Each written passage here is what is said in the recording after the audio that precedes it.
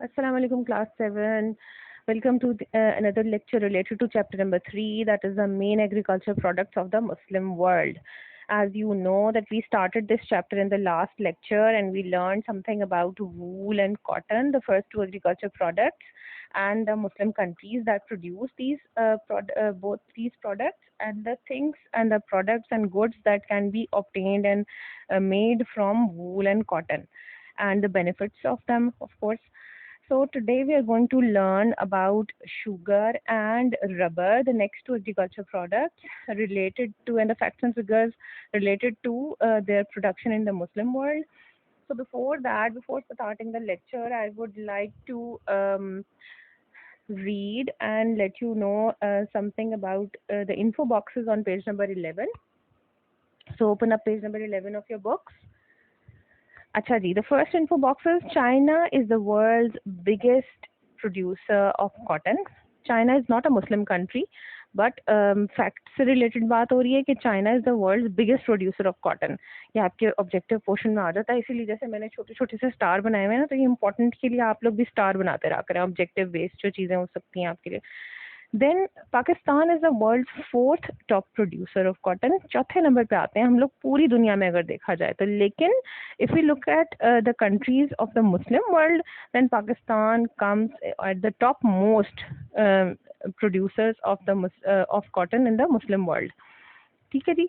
पाकिस्तान को अगर हम वर्ल्ड बेसिस पे रैंक करें सारी ओवरऑल कंट्रीज में, तो फोर्थ बिगेस्ट प्रोड्यूसर है कॉटन का. लेकिन अगर मुस्लिम कंट्रीज में देखा जाए तो टॉप पर आता है. ओके, इसको आपने समझ लेना है. ओके जी. Now come to the next info box. Brazil is the world largest producer of sugarcane and it produces 33% of all sugarcane in the world.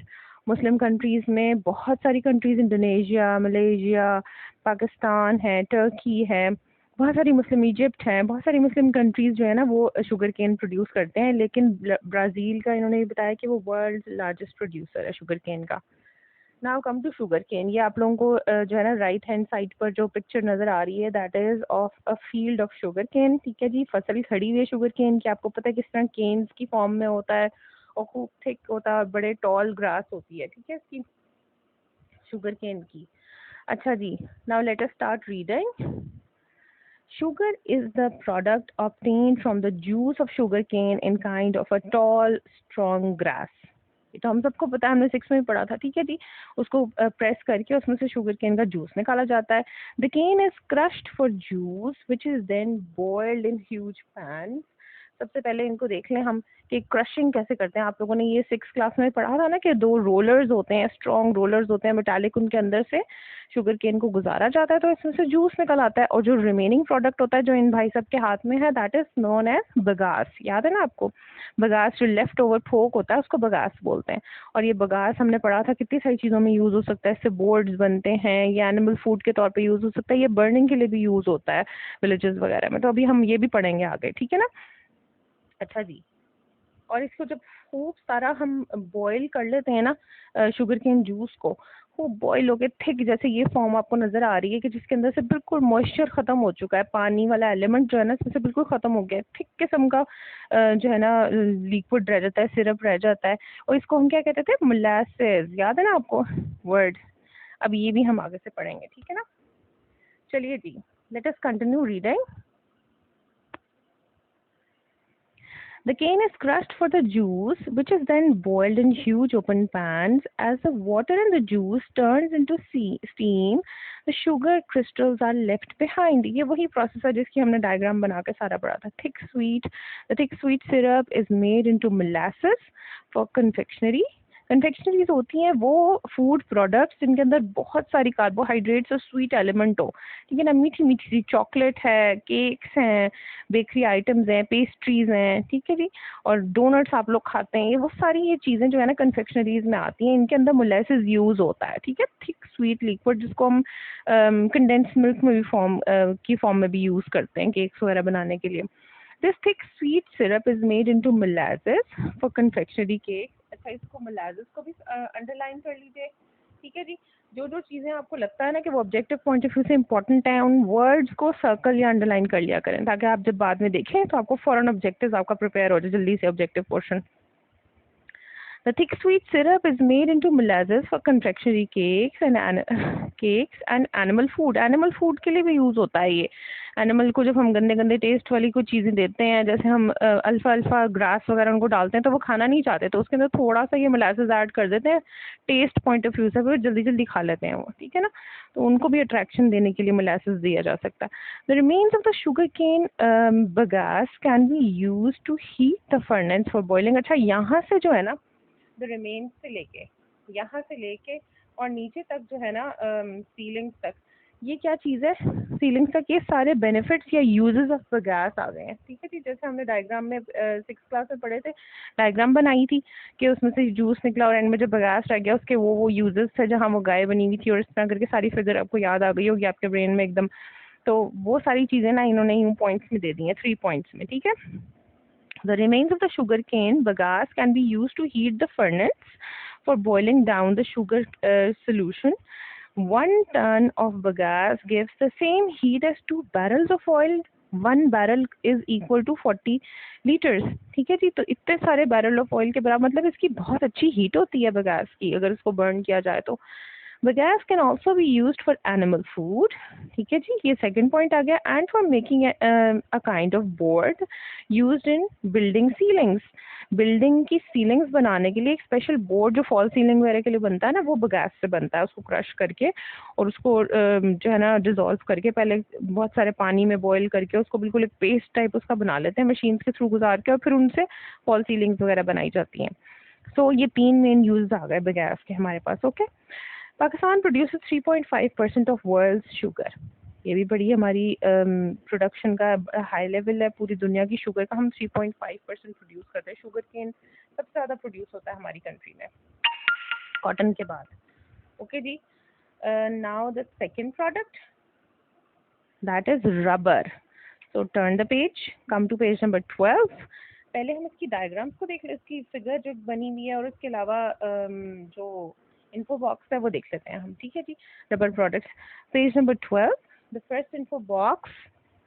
The natives of the Amazon basin used to make gum boots by pouring the thick rubber sap around their feet and letting it set in a shape of a boot. ये तो कमाल की बात है. Amazon forest, ये आपको साथ Amazon forest की पिक्चर नज़र आ रही है. It is the biggest rain forest of the world. सबसे बड़ा रेन फॉरेस्ट है, और इसके अंदर रबर प्लांट्स बहुत ज़्यादा तादाद में मौजूद हैं. ओरिजिनेट ही बेसिकली जो रबर प्लांट है ना, ये अमेज़न फॉरेस्ट से हुआ था, स्टार्ट वहीं से हुआ था. फिर ब्रिटिश उसको यहाँ पर वेस्ट के एरियाज़ में और साउथ ईस्ट एशिया में लेकर आ गए थे, और फिर यहाँ पे प्लांट किया गया था, तो इधर इधर हमारे पास रबर आया था. अदरवाइज वहीं से ओरिजिनेट हुआ और वहीं होता था ये.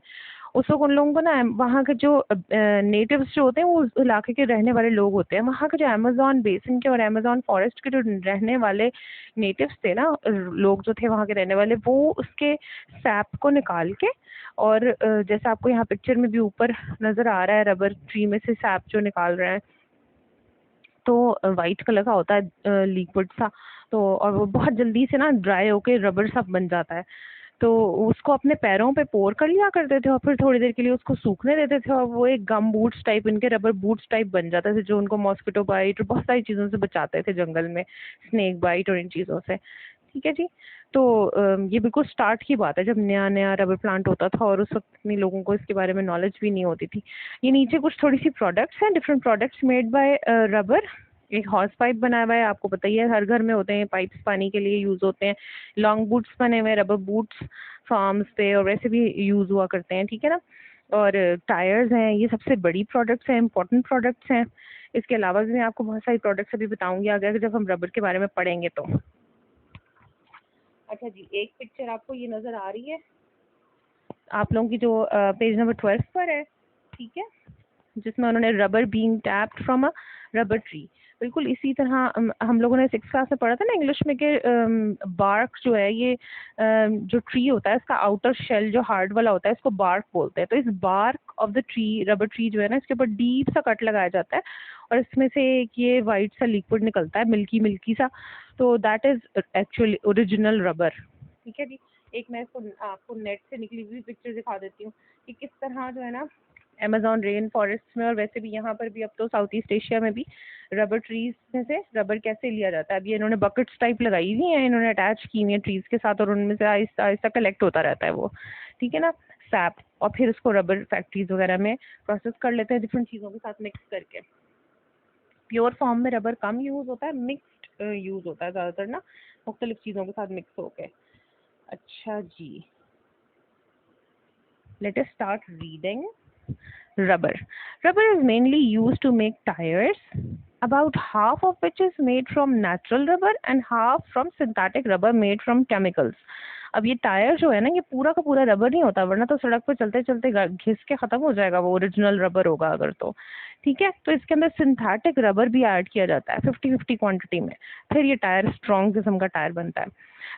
Rubber is also widely used for making horse pipes, belts for machinery in factories and mines, shoes and as an insulator in electrical equipment। जैसे आपने वायर्स के ऊपर देखा होगा इंसुलेशन के लिए रबर की चढ़ाई जाती है, कवरिंग है ना, और रबर ग्लव्स वगैरह आपने सुना होगा कि जी रबर जो होता है ना वो बड़ा स्ट्रॉन्ग इंसुलेटर है, कंडक्टर नहीं है वो, ठीक है ना, तो उससे इलेक्ट्रिक शॉक से बच जाता है इंसान। बिजली वगैरह के लोग जो काम करते हैं वो अक्सर रबर ग्लव्स पहनते हैं।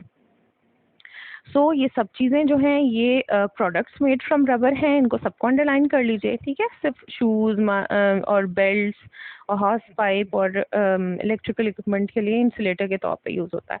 अच्छा जी, natural rubber which is usually considered better for most purposes than the synthetic variety is made from sap of a number of trees which grow in tropical forest, ठीक है जी। The rubber tree was originally found in Amazon rain forest, बहुत important objective है, इसको जल्दी से underline कर लीजिए। But in the 19th century some British scientists smuggled out some seed and plant and grew them in South East Asia। ये British scientist ने देखें कमाल किया। स्मगलिंग क्या होती है? स्मगल करना, स्मगल करना होता है इलीगली किसी चीज को गवर्नमेंट ने परमिट नहीं किया वह बगैर परमिशन के छुपा के ले जाना। तो ये रबर सीड्स, रबर प्लांट के सीड्स को अमेज़न रेन फॉरेस्ट में से ब्रिटिश साइंटिस्ट ने स्मगल आउट किया टू साउथ ईस्ट एशिया, यहाँ ले आए, and then Muslim countries now produce 20% of the world's rubber. इसको भी अंडरलाइन कीजिए। Almost all of it being natural rubber from trees, ठीक है जी, सिंथेटिक नहीं है, नेचुरल है। 20% जो है ना मुस्लिम कंट्रीज प्रोड्यूस कर रही हैं। एक्चुअली ओरिजिनेट हुआ था अमेज़न रेन फॉरेस्ट से। ब्रिटिश साइंटिस्ट वहाँ से स्मगल करके इसके सीड्स और छोटे छोटे प्लांट्स को साउथ ईस्ट एशिया में ले आए और फिर मुस्लिम कंट्रीज में स्प्रेड हुआ ये। The main countries producing rubber in this region are, अब इन्होंने कंट्रीज बनाई हैं, Malaysia, Indonesia, Myanmar, Sri Lanka and some parts of India.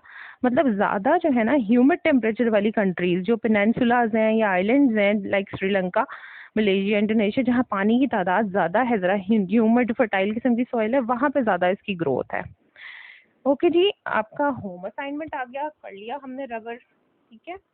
आपका home assignment is also related to rubber, your question number 3 of this chapter. So it is find out what other products are made from natural rubber. Natural rubber से और क्या क्या चीज़ें बनती हैं? तो बहुत सारी चीज़ें बनती हैं, जैसे मैंने आपने इसके ऊपर at least you have to write 10 products, okay. अभी मैंने अपने रबर वाले पैसेज के ऊपर भी लिखे हुए हैं, ठीक है ना। टॉयज हैं, ग्लव हैं, मैट्रेसेस, शू सोल्स हैं, वाटर बॉटल्स हैं, रबर बैंड्स हैं, बलून्स, रबर बोट्स हैं, सील रिंग्स हैं, और उसके अलावा फिर आपके इस पैराग्राफ में जितनी चीज़ें हैं, शूज़ हैं और बेल्ट्स हैं, हॉर्स पाइप्स हैं, ठीक है जी। और ये सारी आपने एटलीस्ट आपने नेट पे से भी सर्च कर सकते हैं आप। 10 प्रोडक्ट्स 1 2 3 बुलेट्स में आपने लिखनी है, ओके। इस क्वेश्चन को आपने करना है, ओके जी। That is all for today. अल्लाह हाफिज़।